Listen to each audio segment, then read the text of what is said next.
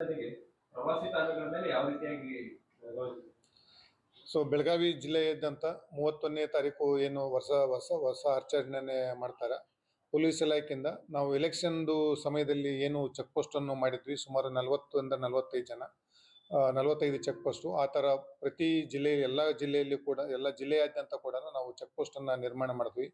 ಪ್ರತಿ check post ಅಲ್ಲಿ ಕೂಡ 4ರಿಂದ 5 ಜನ ಸಿಬ್ಬಂದಿ ಇರ್ತಾರೆ.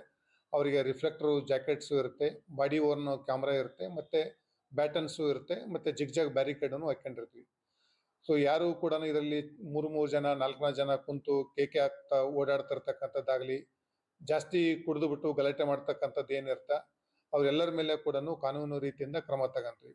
ಈಗ ಆಲ್ರೆಡಿ ನಿನ್ನೆ ನಾನು ಇಲ್ಲಿ ಬೆಳಗಾಂ ಜಿಲ್ಲೆ ಅಂತ ಒಂದೇ ದಿನಕ್ಕೆ 80 ನಾವು ಡ್ರಂಕ್ ಅಂಡ್ ಡ್ರೈವ್ ಕೇಸಸ್ ಅನ್ನು ನಿನ್ನೆ ನಾವು ದಾಖಲು ಮಾಡ್ಕೊಂಡಿದ್ವಿ.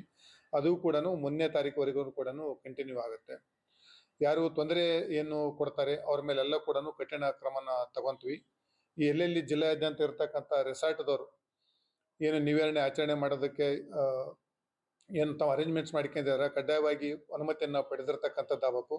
ಅಲ್ಲಿ ಬಂದಿರ್ತಕ್ಕಂಥವ್ರು ಯಾರು ಬರ್ತಾರೆ ಅವರಿಗೆಲ್ಲ ಪಾರ್ಕಿಂಗ್ ವ್ಯವಸ್ಥೆ ಮಾಡಿರ್ತಕ್ಕಂಥದ್ದು ಆಗಬೇಕು. ಯಾರು ಬರ್ತಾರ ಒಳಗಡೆ ಯಾರು ಇರ್ತಾರ, ಮತ್ತೆ ಎಲ್ಲಿ ಅವರು ಏನು ಪ್ಲೇಸ್ ಆಫ್ ಎಂಜಾಯ್ಮೆಂಟ್ ಮಾಡಿದ್ದಾರೆ ಇದಕ್ಕೆ ಅಲ್ಲಿ ಕಂಪಲ್ಸರಿಯಾಗಿ CCTV ಹಾಕೊಂಡಿರ್ಬೇಕು. ಎಲ್ಲಿ ಸ್ವಿಮ್ಮಿಂಗ್ ಪೂಲ್ ಇರ್ತಾ ಕಡ್ಡಾಯವಾಗಿ ತಮ್ಮ ಸಿಬ್ಬಂದಿನ ನೇಮಿಸಿರ್ಬೇಕು, ಮತ್ತೆ ಅಲ್ಲಿ ಬೋರ್ಡ್ ಕೂಡ ಹಾಕಿರ್ತಕ್ಕಂಥದ್ದು ಆಗಬೇಕು. ಸೊ ಒಟ್ಟಾರೆಯಾಗಿ ಶಾಂತಿಯಿಂದ ಏನು ಆಚರಣೆ ಮಾಡೋದಕ್ಕೆ ಕ್ರಮ ಇರಬೇಕು. ಪೊಲೀಸ್ ಇಲಾಖೆ ಎಲ್ಲ ಕ್ರಮಗಳನ್ನು ತಗೊಂತದೆ.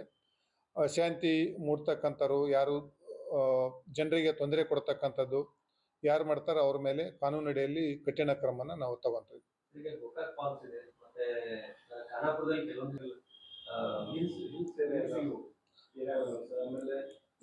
ಇವತ್ತು ಅಮಾವಾಸ್ಯೆ ಇರೋದ್ರಿಂದ ಇವತ್ತಿಂದನೇ ಕೂಡ ನಾವು ಸಿಬ್ಬಂದಿನ ನೇಮಿಸ್ಕೊಂಡಿದ್ದೀವಿ. ಯಾಕಂದ್ರೆ ಒಂದು ರಿಲಿಜಿಯಸ್ ಇವತ್ತಿರೋದ್ರಿಂದ ಕೂಡ ಸಾರ್ವಜನಿಕರು ಎಲ್ಲರೂ ಭೇಟಿ ಕೊಡ್ತಾರೆ.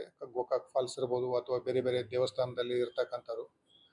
ಅದ್ರ ಜೊತೆಗೆ ಕೂಡ ನ್ಯೂ ಇಯರ್ ಸೆಲೆಬ್ರೇಷನ್ ಮಾಡ್ತಕ್ಕಂಥದ್ದು ನಮ್ದು ಖಾನಾಪುರ ವ್ಯಾಪ್ತಿಯಲ್ಲಿ ಇರ್ತಕ್ಕಂಥದ್ದು ಬೇರೆ ಬೇರೆ ರೆಸಾರ್ಟ್ ಇದೆ ಮತ್ತು ಇಲ್ಲಿ ಏರಿಯಾಸ್ ಇದೆ. ಅಲ್ಲಿ ಕೂಡ ನಾವು ಕಳೆದ ಸಲನೂ ಚೆಕ್ ಪೋಸ್ಟ್ ಹಾಕೊಂಡಿದ್ವಿ, ಈ ಸಲ ಕೂಡ ಚೆಕ್ ಪೋಸ್ಟ್ ಹಾಕೊಂಡಿದ್ವಿ. ಮತ್ತೆ ಇವತ್ತು ಖಾನಾಪುರ ವ್ಯಾಪ್ತಿಯಲ್ಲಿ ಇರ್ತಕ್ಕಂಥ ಇನ್ಸ್ಪೆಕ್ಟರ್ ಅವರು, DSP ಅವರು ಪ್ರತಿಯೊಂದು ರೆಸಾರ್ಟಿಗೂ ಭೇಟಿ ನೀಡ್ತಾ ಇದ್ದಾರೆ. ಮತ್ತೆ ಅಲ್ಲಿ ಏನು ಲೋಪದೋಷಗಳಿದಾವೆ ಮತ್ತೆ ಅವ್ರೇನು ಅನುಮತಿ ಪಡೆದಿಲ್ಲ ಅಂತಂದ್ರೆ ಅದನ್ನ ಬಂದ್ ಮಾಡೋದಕ್ಕೆ ಹೇಳಿದ್ವಿ. ಮತ್ತೆ ಅಲ್ಲಿ CCTV ಹಾಕೋದು, ಸಫಿಷಿಯಂಟ್ ಲೈಟಿಂಗ್ ಇರ್ತಕ್ಕಂಥದ್ದು, ಯಾರಿಗೂ ಕೂಡ ಹೋದರಿಗೆ ಏನು ತೊಂದರೆ ಆಗದ ರೀತಿಯಿಂದ ಅವ್ರು ಏನು ಕ್ರಮ ಸೆಕ್ಯೂರಿಟಿ ಕ್ರಮ ತಗೊಂಡಿರಬೇಕು ಆ ತರ ಕ್ರಮ 100% ಎನ್ಫೋರ್ಸ್ ಮಾಡಕ್ಕೆ ಹೇಳಿದೀವಿ. ಆ ತರ ಯಾರು ಕ್ರಮ ತಗೊಂಡ್ರಲ್ಲ ಅಲ್ಲಿ ಈ ತರ ಯಾವ್ದು ರೀತಿಯಿಂದ ಪಾರ್ಟಿನ ಏನು ಆಯೋಜನೆ ಮಾಡಿರುತ್ತೆ ಅದನ್ನ ಬಂದ್ ಮಾಡ್ತಕ್ಕಂಥದ್ದು ಕ್ರಮನ ತಗೊಂತೀವಿ.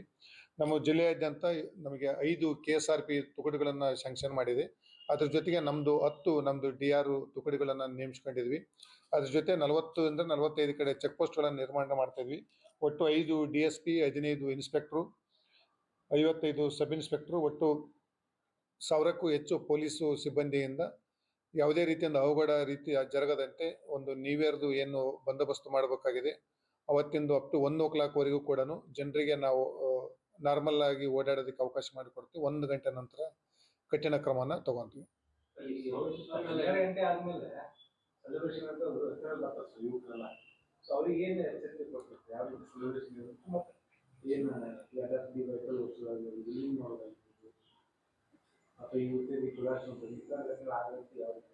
ಪ್ರತಿ ವರ್ಷ ನೋಡ್ತೀವಿ. ಮತ್ತೆ ನಮ್ಮಲ್ಲಿ ಕರ್ನಾಟಕದಲ್ಲಿ ಆಗಿರ್ಬೋದು, ಓಲ್ ಇಂಡಿಯಾ 1,70,000 ಜನ ನಾವು ಆಕ್ಸಿಡೆಂಟ್ ಅಲ್ಲಿ ಕಳ್ಕೊಂತ ಇದ್ವಿ. ಸೊ ನ್ಯೂ ಇಯರ್ ದಿನ ಪ್ರತಿ ವರ್ಷ ಕೂಡ ಜಾಸ್ತಿ ಇರುತ್ತೆ. ಕೆಲವೊಬ್ರು ವೀಲಿಂಗ್ ಮಾಡಿ ಗಾಡಿ ಓಡಿಸ್ತಾ ಇರ್ತಕ್ಕಂಥದ್ದು, ಕುಡಿದ್ಬಿಟ್ಟು 3-4 ಜನ ಗಾಡಿ ಮೇಲೆ ಓಡಿಸ್ತಾ ಇರ್ತಕ್ಕಂಥದ್ದು, ಇಂಟಾಕ್ಸಿಕೇಶನ್ ಇಂದ ಗಾಡಿ ಓಡಿಸೋದ್ರಿಂದ ಅವ್ರಿಗೇನು ಕಂಟ್ರೋಲ್ ಸಿಗೋದಲ್ಲ, ಈ ತರ ಸಾವು ಆಗ್ತಕ್ಕಂಥದ್ದು ಕಂಡು ಬಂದಿದೆ. ಸೊ ಅದನ್ನ ತಡೆಗಟ್ಟಬೇಕಂತ ಪೊಲೀಸ್ ಇಲಾಖೆಯವರು ಈಗ ಆಲ್ರೆಡಿ ಹೇಳಿದಂಗೆ ನಾವು ಚೆಕ್ ಪೋಸ್ಟ್ ಅನ್ನು ಹಾಕೊಂಡಿದ್ವಿ. ಮತ್ತೆ ಪ್ರತಿ ಚೆಕ್ ಪೋಸ್ಟ್ ಅಲ್ಲಿ ಕೂಡ ನಾವು ಬ್ರೆತ್ ಅನಲೈಸರ್ ಇದೆ, ಮತ್ತೆ ಟ್ರಾಫಿಕ್ ಫೈನ್ ಏನ್ ಹಾಕ್ಬೇಕು ಅದನ್ನ ಕೂಡ ನಾವು ಅರೇಂಜ್ಮೆಂಟ್ಸ್ ಮಾಡ್ಕೊಂಡಿದೀವಿ.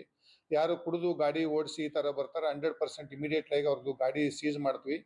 ಮತ್ತೆ ಅವರಿಗೆ ಹಾಸ್ಪಿಟ್ಲಿಗೆ ಹೋಗಿ ಮೆಡಿಕಲ್ ಚೆಕ್ಅಪ್ ಮಾಡಿಸ್ಬಿಟ್ಟು ಏನು ಕಾನೂನು ರೀತಿಯಲ್ಲಿ ಕ್ರಮ ತಗೋಬೇಕು ಆ ಕ್ರಮನ ತಗೊಂತೀವಿ. ಸಾರ್ವಜನಿಕ ಬೆಳಗಾಂದಲ್ಲಿ ಇರ್ತಕ್ಕಂಥ ಎಲ್ಲ ಸಾರ್ವಜನಿಕರಲ್ಲಿ ನಂದು ಮನವಿ, ದಯವಿಟ್ಟು ಕುಡಿದು ಗಾಡಿ ಓಡಿಸ್ತಕ್ಕಂಥದ್ದು, ವೀಲಿಂಗ್ ಮಾಡ್ತಕ್ಕಂಥದ್ದು, ನೈಟ್ ಟೈಮ್ದಲ್ಲಿ 2 ಜನಕ್ಕಿಂತ ಹೆಚ್ಚಿನ ಜನ ಗಾಡಿ ಹಾಕೊಂಡು ಓಡಾಡ್ತಕ್ಕಂಥದ್ದು, ಚೀರಾಡ್ತಕ್ಕಂಥದ್ದು ದಯವಿಟ್ಟು ಮಾಡಬೇಡಿ.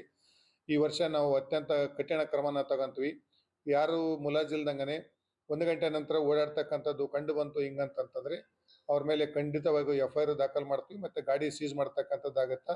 ಯಾರು ನಿಮ್ಮನ್ನು ಕೂಡ ಮೆಡಿಕಲ್ ಹಾಸ್ಪಿಟ್ಲಿಗೆ ತಗೊಂಡೋಗ್ಬಿಟ್ಟು ಕುಡಿದೋದ್ರ ಬಗ್ಗೆ ಖಾತ್ರಿ ಮಾಡೋದಕ್ಕೆ ಟೆಸ್ಟ್ ಮಾಡತಕ್ಕಂಥದ್ದು ಮಾಡಿ ನಿಮ್ಮ ಮೇಲೆ ಕಾನೂನು ಕ್ರಮನ ತಗೊಂತೀವಿ. ಮತ್ತೆ ಸೌಂಡ್ ಸಿಸ್ಟಮ್ದು ಏನಿತ್ತು, ಏನು ಸುಪ್ರೀಂ ಕೋರ್ಟ್ದು ಏನು ಗೈಡ್ಲೈನ್ಸ್ ಇದೆ, ಸೊ ಆ ಥರ ಫಾಲೋ ಮಾಡೋದಕ್ಕೆ ನಾವು ತಮಗೆ ಸೂಚನೆಯನ್ನು ಕೊಡ್ತೀವಿ. ಸೊ 10 ಗಂಟೆಯ ನಂತರ ಏನಿತ್ತು ಅದನ್ನು ಕಡ್ಡಾಯವಾಗಿ ಪಾಲನೆ ಮಾಡಬೇಕು. ಯಾರು ಪಾಲನೆ ಮಾಡೋದಿಲ್ಲ ಅವ್ರ ಮೇಲೆ ನಾವು ಕ್ರಮನ ಜರುಗಿಸ್ತೀವಿ.